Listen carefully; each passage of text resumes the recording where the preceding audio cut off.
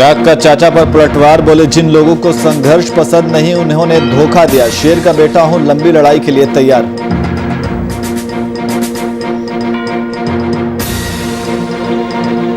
भागलपुर में एलजेपी में मचा घमासान, चिराग पासवान को कांग्रेस में शामिल होने का दिया निमंत्रण, कहा बिहार के विकास के लिए सबको मिलकर राजनीति करनी चाहिए।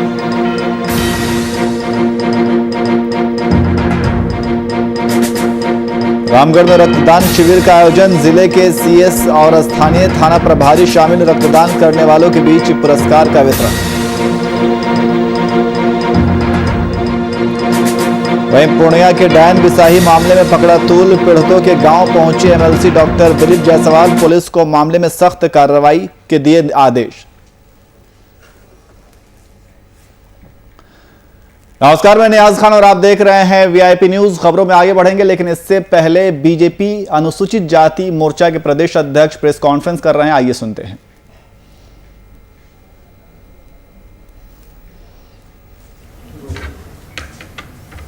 इसको निकालना है कि रख के ही करना है?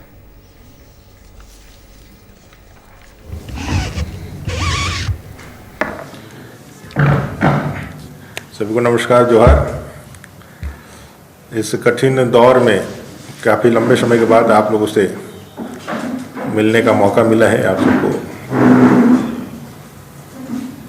एक बार इस कठिन दौर की लड़ाई में आप आगे बढ़ें, सब स्वस्थ रहें, उसके लिए ईश्वर को शुभकामना, ईश्वर को धन्यवाद देते हुए आज की जो प्रेस वार्ता है, यह प्रेस वार्ता झारखंड प्रदेश के अंदर जब से यह गवर्नमेंट आई है, सरकार आई है, विभिन्न समुदायों पर इस सरकार के प्रभाव और दुष्प्रभाव देखने को, परिलक्षित होने को हम लोगों ने देखा है, परिलक्षित होते हुए देखा है।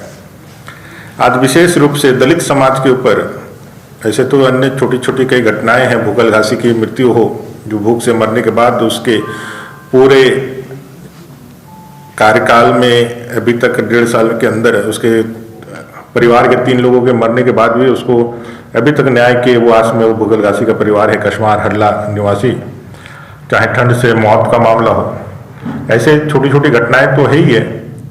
एक बड़ी घटना जो आज से 1.5-2 महीने पहले मधुपुर के चुनाव के समय आप लोगों के समक्ष आई थी, आप लोगों को याद होगा, जामताड़ा की वो घटना, चिरूडी की वो घटना, जिसमें एक दलित तुरी परिवार, वो पूरा जामताड़ा का हुआ चिरूडी पहले से भी ऐतिहासिक कारणों से आप लोगों को जानकारी होगा, वो पूरा एक समुदाय का बहुल्य गांव है, वो पूरा उनकी बहुलता है एक वर्ग विशेष की। वहाँ एक छोटा सा दलित परिवार रह गया है, महादलित जिसको कह सकते हैं। उस महादलित परिवार के पूरे जमीन को हड़प करके, उसके घर द्वार को हड़प करके, उसको मार पीट करके वहाँ से भगा दिया जाता है। थाने में केस नहीं होता है, केस लिख देने के बाद भी उस पर कार्रवाई नहीं होती है। वो दलित परिवार आसमान के नीचे लगभग 15 दिन संघर्ष करता है। हम लोगों की जानकारी के बाद जब हम लोग वहाँ पहुँचते हैं, चीज़ों को उठाते हैं, बताते हैं, लेकिन प्रशासन किसी भी तरीके से उस पर न्याय देने का काम नहीं करता है। फिर भारतीय जनता पार्टी अनुसूचित जाति मोर्चा के नेतृत्व में ये लड़ाई लड़ी जाती है और हम लोग राष्ट्रीय अनुसूचित जाति आयोग में इसकी कंप्लेन करते हैं और राष्ट्रीय अनुसूचित जाति आयोग के उपाध्यक्ष खुद दौरे पे आते हैं, मामले को समझते हैं, फील्ड को विजिट करते हैं और ये सारी घटनाओं को सही पाते हैं। जो उस महादलित तुरी परिवार का पूरा जमीन किस तरह से हड़पा गया, कैसे प्रधानमंत्री आवास को किस तरह से रमजान मियाँ जिनके नाम पर केस था, उसने कैसे उस पूरे घर को कब्जा कर लिया और कैसे मारपीट करके भगाया गया। केंद्रीय अनुसूचित जाति आयोग के आने की खबर से केस होता है, उससे पहले केस नहीं होता है। डीसी एसपी कोई केस नहीं करता है, केस को झुटलाने का प्रयास करता है, केस होता है। और अनुसूचित जाति आयोग के समक्ष यह कमिटमेंट देता है वहां का स्थानीय प्रशासन की 24 घंटे के अंदर में अपराधियों का और जो भी इस तरह के अपराध किए हैं उनकी गिरफ्तारी हो जाएगी, साथ ही साथ इनको न्याय मिलेगा। लेकिन आज 3 महीने के बाद भी उस महादलित परिवार को न्याय नहीं मिला है। रैन बसेरा में हो रहे हैं। उस समय आयोग के आने के बाद उनके खाने पीने की व्यवस्था स्थानीय प्रशासन कर रहा था, लेकिन अभी सूचना मिली है कि उनके खाने पीने की व्यवस्था भी बंद कर दी गई है। अपराधियों को पकड़ना तो दूर, इस घटना के लीपापोती में पूरा प्रशासन लगा हुआ है, एक भी अपराधी पकड़े नहीं गए हैं। साथ ही साथ जिन लोगों ने भी इस आंदोलन को खड़ा किया, लड़ा, अपने हक अधिकार की लड़ाई लड़ी, संविधान के तहत बाबा साहेब आम्बेडकर के दिए हुए प्रदत्त संविधान की ताकत के अनुसार एक आम नागरिक को कहीं भी जीने, खाने, रहने का अवसर देने का, उनको अपने धर्म के प्रति आस्था रखते हुए जीवन यापन करने का जो अधिकार दिया है, उस पे जो कुठाराघात किया गया था, धर्म परिवर्तन करने के लिए जो दबाव दिया गया था, वो सारे विषयों को लेकर के वो अभी भी न्याय के आस में है इस सरकार ने, लेकिन सरकार ने कोई सुध नहीं ली। आज भी वो महादलित परिवार अपने वंशजों के उस जगह से वंचित होकर के जामताड़ा के रैन बसेरा में अपना जीवन यापन कर रहे हैं और प्रशासन पूरी तरह से सुस्त पड़ा हुआ है। उल्टे उन तमाम लोगों ने जिन्होंने इस लड़ाई को लड़ा है, उसके ऊपर कार्रवाई करने की मंशा, या फिर मैं कह सकता हूँ अंदर से एक प्लानिंग प्रशासन की तरफ से किया हुआ है। सिर्फ एक घटना नहीं, आपको साहिबगंज की घटना याद है। साहिबगंज के दिनेश पासवान जी, जिसकी जमीन एकदम एसडीओ ऑफिस के बगल में, उसकी पुश्तैनी जमीन है, जिसकी रसीद कटते आई है, वो रसीद कटता है और वो उसका मालिकाना हक रखता है। किस तरह से पंकज मिश्रा जी का नाम आता है, और पंकज मिश्रा कौन है, ये किसी से छिपा हुआ नहीं है। माननीय मुख्यमंत्री जी के प्रतिनिधि हैं और अभी संथाल नहीं पूरे झारखंड में सबसे ज्यादा परिचित और चर्चित लोग हैं। आदरणीय लोबिन हेम्ब्रम जी, जो विधायक हैं सत्ता दल के, उन्होंने भी उनके बारे में सदन के अंदर विषय उठाई, किस तरह से वो सारे विषयों को उठाया उन्होंने। उन्हीं पंकज मिश्रा जी ने साहिबगंज के उस बहुत बेशकीमती जमीन जो एसडीओ कोर्ट के बगल में है, वहां उनका आलीशान मकान बन रहा है। वो पासवान, विनोद पासवान जी जब इस अपने हक की लड़ाई लड़ते हैं तो उनको गलत केस में जेल के अंदर डाल दिया जाता है। वो जेल के अंदर रहते हैं, जेल से बाहर आते हैं, अपनी लड़ाई अभी भी लड़ते हैं, लेकिन न्याय का कहीं भी दूर से भी उनको आस नहीं दिखता है। भारतीय जनता पार्टी ने निश्चय लिया, माननीय बाबूलाल मरांडी जी ने भी इस विषय को उठाया, उन्होंने भी इस विषय को लगातार हमेशा से बताते रहे, लेकिन जैसा होता है सरकार की ओर से आनंद फानंद में कुछ न कुछ एक वक्तव्य जारी कर दिया जाता, पदाधिकारी कुछ कह देते। लेकिन एक दलित परिवार का जमीन से पूरी तरह से हक अधिकार छीन लेने का काम सीएनटी एसपीटी में से जमीन से विशेष प्रेम है झारखंड मुक्ति मोर्चा के लोगों को, ये तो सबको ज्ञात है। लेकिन एक जमीन को छीन लेने के लिए और उसको गलत केस में फंसा करके जेल के अंदर डालने के लिए यह दिखलाता है कि कैसे सत्ता का नशा और सत्ता को पूरी तरह से, चाहे प्रशासनिक पदाधिकारी प्रशासन हो, उसको टूल किट के रूप में कैसे यहाँ के सत्ताधारी दल इसका इस्तेमाल करना प्रारंभ किए हैं। कहीं से भी लोकतांत्रिक या डेमोक्रेटिक सेटअप में जहां दलित, वंचित, आदिवासी, शोषित, पीड़ित के लिए ही ये सरकार है, ऐसा दावा करने वाले लोग हैं, ऐसा दावा करके शासन चलाने वाले लोग हैं और उनके ही रक्षा करने के लिए, संविधान की रक्षा करने के लिए शपथ लेकर के शासन में बैठे हैं। कहीं ना कहीं वो सारे लोग जो है निराश है और अपने जीवन को बचाने के लिए, अपने न्याय की लड़ाई में अपने जीवन की रक्षा के लिए डर रहे हैं। साहिबगंज के परिवारों से जब बात हुई, उस पासवान परिवार से जब बात हुई, तो उनको अपने जीवन के भी ऊपर खतरा मंडरा रहा है। मेरी मांग होगी यहाँ से कि दोनों दलित परिवार के किसी भी सदस्य पे किसी भी प्रकार का कोई भी आंच नहीं आए, यह देखना और इसका गारंटी देना राज्य सरकार का जिम्मेवारी है और राज्य सरकार को जिम्मेवारी लेनी चाहिए और साथ ही साथ न्याय भी देना चाहिए।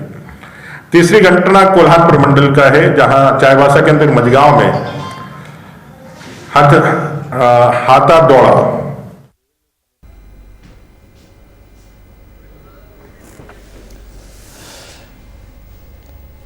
तो बीजेपी अनुसूचित जाति मोर्चा के प्रदेश अध्यक्ष को आप सुन रहे हैं। जामताड़ा घटना का जिक्र किया और महादलित परिवार के जमीन को हड़पने और मारपीट के मामले पर सरकार को घेरा और उन्होंने कहा कि 3 महीने बाद भी आज तक दलित परिवार को न्याय नहीं मिला।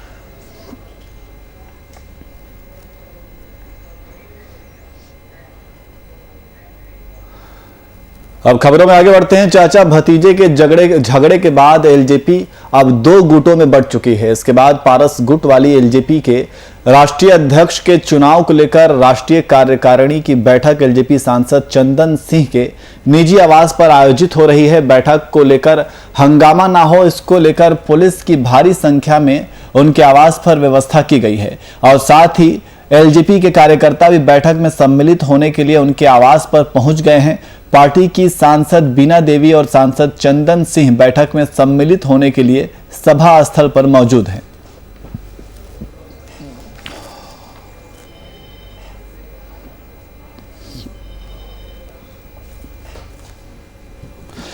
इसी खबर पर अधिक जानकारी के लिए हमारे संवाददाता कुमार गौतम हमारे साथ फोनलाइन पे मौजूद हैं। गौतम, एलजेपी के पारस गुट की राष्ट्रीय कार्यकारिणी की बैठक होने वाली है, बैठक में क्या कुछ हो सकता है?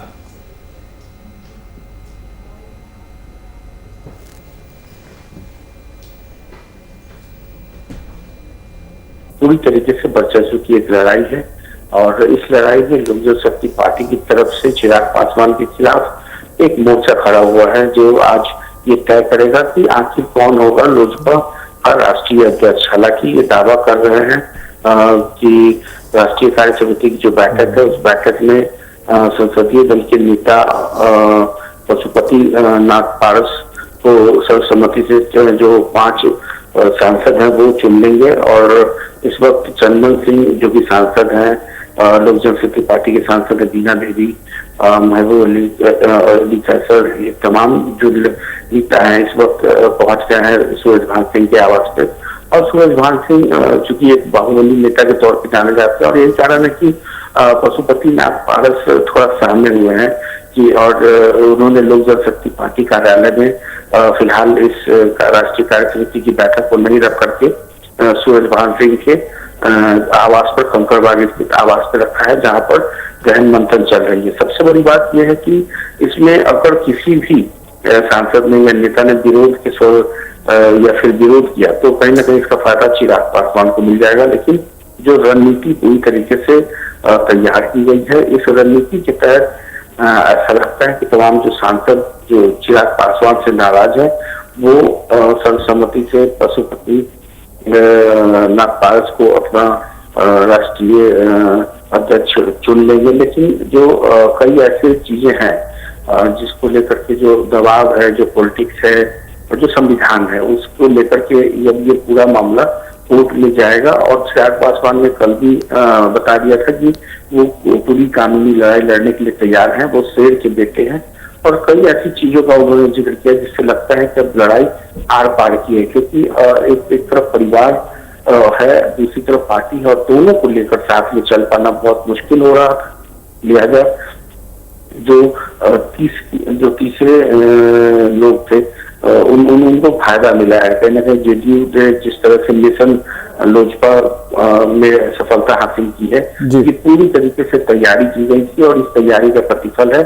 और आज शाम 5 बजे अभी बैठक चल रही है और शाम 5 बजे ये प्रेस कॉन्फ्रेंस के जरिए पशुपति पारस प्रेस कॉन्फ्रेंस करेंगे और पूरी जानकारी देंगे। लेकिन अभी इस वक्त की बड़ी खबर यही है कि सूरजभान सिंह के आवास पर लोक जनशक्ति पार्टी के एक गुट के जिन्होंने अपने आप को एक गुट माना है और कहा है कि लोक जनशक्ति पार्टी पे इनका अधिकार है, तो ऐसे में एक तरफ चिराग पासवान और दूसरी तरफ पशुपति नाथ पारस, ये दोनों आमने सामने हैं और देखना होगा कि आज की इस राष्ट्रीय कार्य समिति की बैठक में बिल्कुल गौतम, देखना होगा कि इस राष्ट्रीय कार्यकारिणी की बैठक में क्या कुछ निकलकर सामने आता है। लेकिन अगर पार्टी के टूट की बात की जाए गौतम, तो एक बात साफ है कि इसे पार्टी का टूट कहेंगे या पार्टी का पुनर्निर्माण कहेंगे, क्योंकि दोनों पक्ष के दोनों पक्ष का अपना अपना एक लॉजिक है। वो ये कह रहे हैं, चिराग पासवान ये कह रहे हैं कि पार्टी के साथ गद्दारी की गई है, वहीं जो उनके चाचा हैं उनका ये कहना है कि कोई गद्दारी नहीं की गई है, ये पार्टी के हक में फैसला लिया गया है, क्योंकि पार्टी के अंदर जो है वो कहीं ना कहीं एक बगावती रुख जो था, बगावती चेहरे सामने आने लगे थे, जिसको देखते हुए उनके चाचा ने एक पार्टी के हक में यह फैसला लिया है। तो ये जो है फैसला, इसे ये लोजपा के लिए टूट कहेंगे या फिर इसे पुनर्निर्माण कहेंगे? देखिए, अब ये लड़ाई हक की लड़ाई हो गई है और नाक की लड़ाई है, ये प्रतिष्ठा की लड़ाई है। एक तरफ चिराग पासवान, जिनके पिता रामविलास पासवान ने तकरीबन 20 सालों से इतनी बड़ी पार्टी को संभाला और ये तमाम वो चीजें हैं जिसको लेकर के ये चीजें की गई। तो कहीं ना कहीं अब पार्टी के अंदर जो बगावत था, पार्टी के अंदर जो चीजें थी वो देखने को मिली। लेकिन अब स्थितियां बिल्कुल अलग है। इस अलग स्थितियों के अलावा कह सकते हैं कि जो दिक्कतें हो रही थी वो कहीं ना कहीं वो तमाम वो चीजें हैं। तो बैठक के बाद ही पूरी तरीके से विस्तार हो जाएगा ये क्या कुछ होगा। लेकिन हक की लड़ाई है और बात की लड़ाई है, एक तरीके से प्रतिष्ठा की लड़ाई है। और इस प्रतिष्ठा के साथ ही एक तरफ चिराग पासवान है तो दूसरी तरफ पारसनाथ जो अपने पूरे परिवार के लिए एकजुटता की बात कह रहे हैं। तो देखना होगा कि इसमें अब तो संविधान क्या कहता है, कानून क्या कहता है। जी गौतम, तो जिस तरीके से आज दर्शकों को बता दें कि राष्ट्रीय कार्यकारिणी की बैठक होनी है पारस गुट की, तो इस बैठक में क्या कुछ नतीजा निकल करके सामने आता है ये बैठक के बाद पता चल पाएगा। बहुत बहुत शुक्रिया गौतम तमाम जानकारी के लिए।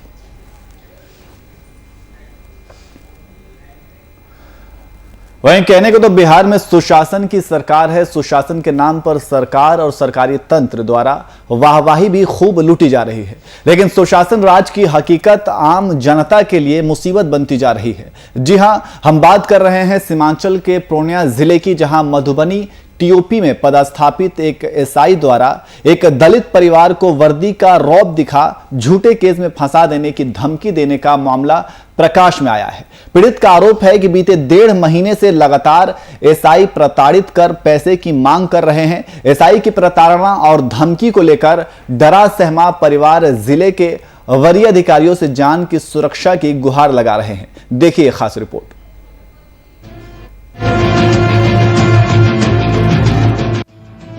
तस्वीर में दिख रहे ये दोनों युवक पूर्णिया जिला मुख्यालय के मधुबनी टीओपी क्षेत्र के सिपाही टोला के रहने वाले हैं। ये दोनों भाई इन दिनों पुलिसिया रौब को झेल वरीय अधिकारियों से न्याय की गुहार लगा रहे हैं।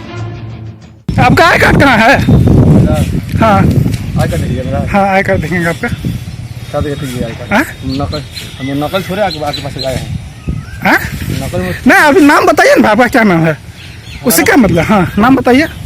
बोले सर हमको, अच्छा नाम नहीं बताइएगा, आप कौन है, क्यों है, कहाँ से आए हैं? बस हो गया। थाना से नाम हमको जानना है ना, नाम जानने का अधिकार हमको। नहीं, आपको हम बोलते डिस्टर्ब करता हमको। नहीं, आप हमको नाम बताइएगा सर। देखिए आप मेरे घर में आके मुकेश नहीं चाहिए, मुकेश। तो यहाँ पे कौन? अरे आपने पीड़ित को सुना, अब आप ये भी समझ और जान लीजिए कि आखिर पुलिस पर लगाए जा रहे इस संगीन आरोप में सच्चाई क्या है। पहले आप इस वीडियो को देख और सुन लीजिए। बोले सर हमको, अच्छा नाम नहीं बताइएगा, आप कौन है, क्यों है, कहाँ से आए हैं? बस हो गया। थाना से नाम हमको जानना है ना, नाम जानने का अधिकार हमको। नहीं, आपको हम बोलते डिस्टर्ब करता हमको। नहीं, आप हमको नाम बताइएगा सर। देखिए आप मेरे घर में आके मुकेश नहीं चाहिए, मुकेश। तो यहाँ पे कौन? अरे आप अब तक सोच रहे होंगे कि आखिर हो क्या रहा है, तो आप एक बार पीड़ित द्वारा आरोप लगा रहे एसआई के बीच हुई फोन पर बातों को भी सुनिए। हेलो। हाँ सर आपसे तो सर बात करिए लिए दिन सर। भैया तो बात कर लिए तो उसको चाहिए ना, तो हम क्या करें? आप बोलिए। आपको सर सवेरे बोलवे नहीं किए थे कि हम तो और देंगे सर, वो तो बोलवे नहीं किए थे सर हम और देंगे सर। आप मुकर रहे हैं सर, एक रत्ती भी नहीं मुकर रहे हैं, मुकर भी नहीं, मुकरेंगे भी नहीं सर। ठीक है, शाम में आके भेंट कीजिए। ठीक है ठीक। अब हम आपको पूरा मुआवजा समझाते हैं। पीड़ित के अनुसार पीड़ित परिवार को जमीन का मुआवजा सरकार से मिला है। इसकी जानकारी मधुबनी टीओपी के एसआई अंजनी कुमार सिंह को लगी। अंजनी सिंह पीड़ित के पड़ोस में ही भाड़े के मकान में रहते हैं। जानकारी मिलने के बाद अंजनी सिंह पीड़ित युवक और उसके परिवार को पुलिसिया रौब दिखा झूठे केस में फंसाकर 30,000 रुपए की मांग करने लगे। पुलिस से मिली धमकी से डरे युवक मामले को लेकर जिले के वरीय अधिकारियों को आवेदन देकर न्याय की गुहार लगा रहे हैं। हालांकि इस पूरे मामले को लेकर जब आरोपित एसआई अंजनी कुमार से जानकारी ली गई तो उन्होंने अपने ऊपर लगाए जा रहे सभी आरोपों को गलत बताया। अंजनी सिंह ने कहा कि एक आवेदन मिलने पर वह इस पूरे मामले की जांच के लिए पीड़ित के घर गया था। बहरहाल इस पूरे मामले की जानकारी जिला पुलिस कप्तान दयाशंकर को मिल चुकी है। एसपी ने पीड़ित के शिकायत पर संज्ञान लेते हुए पूरे मामले की जांच का जिम्मा सदर डीएसपी आनंद कुमार पांडे को सौंपा है। अब देखना होगा कि इस पूरे मामले की जांच में क्या सच्चाई निकलकर सामने आती है। अगर पुलिस पदाधिकारी पर लगाए जा रहे आरोप सही साबित होते हैं तो ये पुलिस के बेदाग छवि को दागदार जरूर बना देगा। पूर्णिया से वीआईपी न्यूज के लिए रौनक कुमार की रिपोर्ट।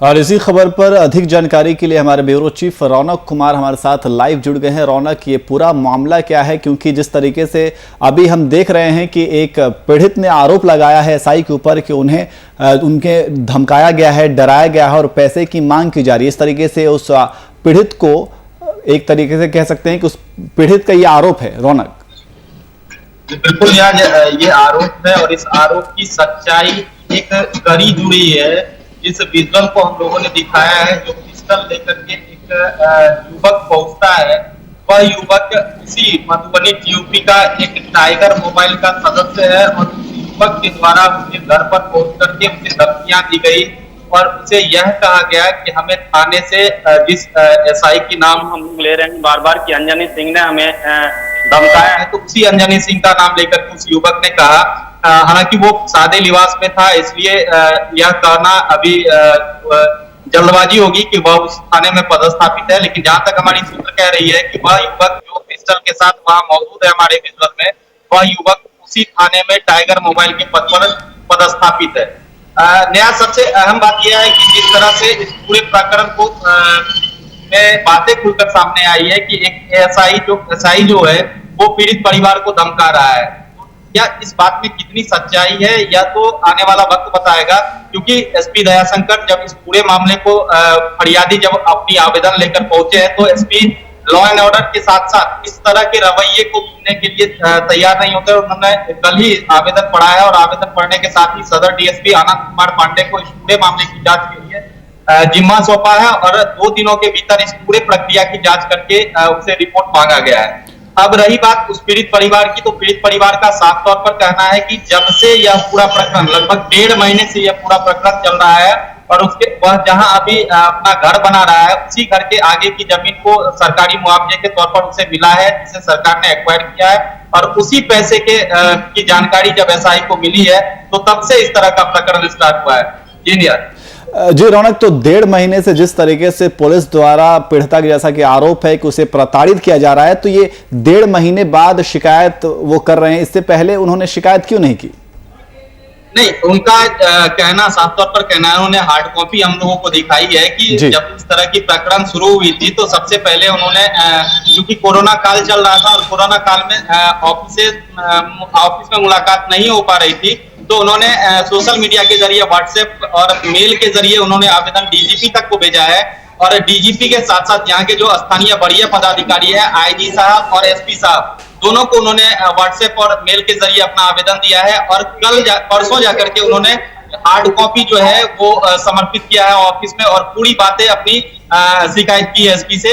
इसलिए इस पूरे प्रकरण में अगर 1.5 महीने की बात हम लोग करें तो 1.5 महीने पहले जब वो इस तरह की धमकियां शुरू हुई थी तो वो इसको हल्के में लिए थे, लेकिन जैसे जैसे मामला बढ़ता गया, जैसे जैसे उनको प्रताड़ित किया जाने लगा, पूरे परिवार को फंसाने की बात कही जाने लगी पुलिस के द्वारा, एक पुलिसकर्मी के द्वारा, तो यह पूरा मामला जो है वो धीरे धीरे उनके समझ में आने लगा कि हो सकता है कि आने वाले दिनों में हम पर किसी तरह का केस ना ठोका जाए, किसी तरह से हमें फंसाया नहीं जाए, तो वो इसके बाद बड़ी अधिकारी के पास पहुंचने लगे। तो अभी रौनक, जिस तरीके से ये वरिष्ठ अधिकारियों के पास शिकायत लेकर के पहुंचे हैं, तो क्या वरिष्ठ अधिकारियों की तरफ से अभी तक इस पूरे मामले में किसी तरह की कार्रवाई की गई है?